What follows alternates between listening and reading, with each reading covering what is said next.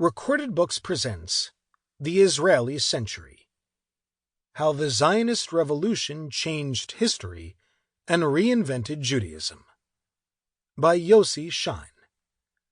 Translated from Hebrew by Elan Levy with Ronnie Hope. Narrated by Jonathan Todd Ross. Introduction. The Israeli Century and the Israelization of Judaism.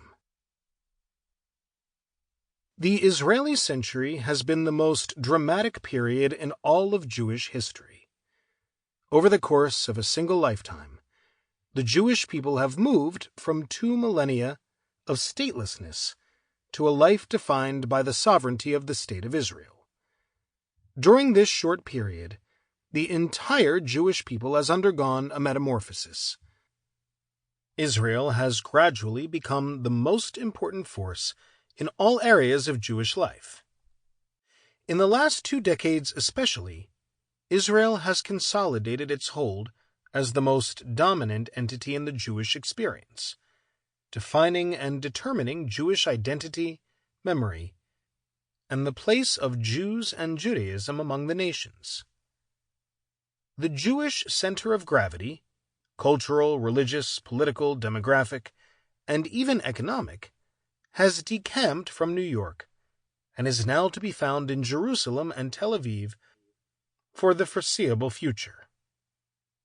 In May 2006, the celebrated Israeli author A.B. Yehoshua sparked a ferocious controversy when he told delegates to the American Jewish Committee's week-long centennial celebration that, "If in 100 years Israel will exist, and I will come to the Diaspora, and there will not be any Jews, I would say it's normal.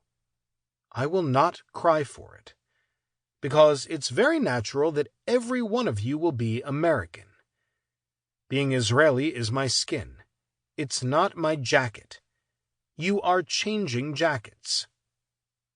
Diaspora Judaism, Yehoshua added, is little more than a fancy spice box that is only opened to release its pleasing fragrance on Shabbat and holidays. American Jews, he concluded, are only partial Jews, while Israeli Jews are total Jews. The reactions came swiftly. The eminent NBC News anchor Ted Koppel, who is Jewish, rebuked him for disregarding the major contributions of diaspora Jews to the continuity and prosperity of the Jewish people.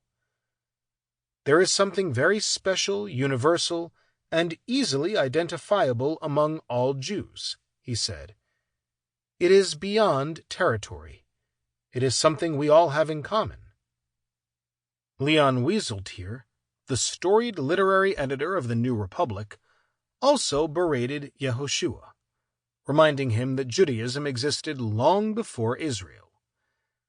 "There is Jewish religion, Jewish culture, Jewish literature, Jewish texts that have been with us for 3,000 years.